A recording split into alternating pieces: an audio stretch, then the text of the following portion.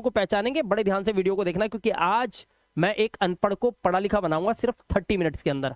और वीडियो को बड़े पूरा एंड तक जरूर देखना, क्योंकि एक छोटी छोटी चीजें भी आपको ना अगर मिस हो गई तो ये जो पूरा मैंने आपका English speaking course free of cost आप लोगों के लिए लेकर आया हूं ना, ये यूट्यूब चैनल पे, गरीब बच्चों के लिए, जिनके पास पैसे नहीं है, जिनको बहुत सारे प्रॉब्लम्स होते हैं लाइफ में, कई तरह की सर्कमस्टेंसेस हो सकती हैं, उनके लिए ये कॉन्सेप्ट बहुत इंपॉर्टेंट है। ठीक है, तो वीडियो को पूरा एंड तक जरूर देखना, ताकि आने वाली वीडियोस की सीरीज आपको सही से समझ में आए। ठीक है दोस्तों, याद रखना, जब तक आप जड़ से नहीं समझेंगे, रूट कॉज नहीं समझेंगे कि इतने सारे लोग इंग्लिश के अंदर फेल क्यों हैं, तब तक फिर आप चीजों को समझ नहीं पाएंगे। ठीक है, तो यहां पर मैं शुरू कर रहा हूं, आप ध्यान से देखेंगे और समझेंगे चीजों को। ठीक है,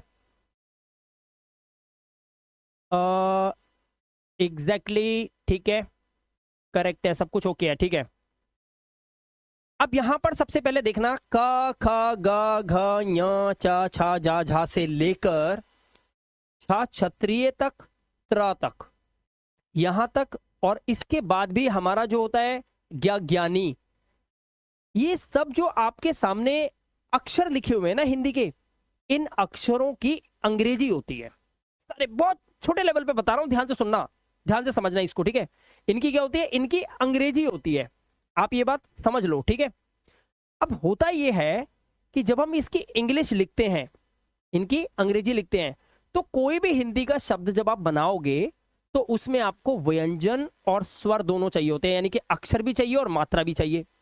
ऐसा ही कुछ होता है अंग्रेजी के अंदर।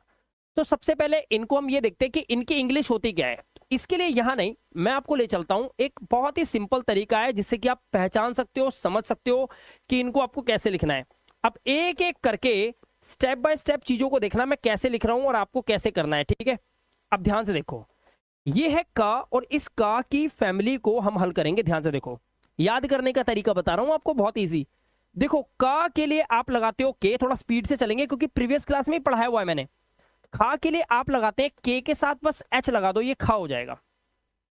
जब ये ग होता है तो आपको लिखना होता है जी, ग की इंग्लिश जी।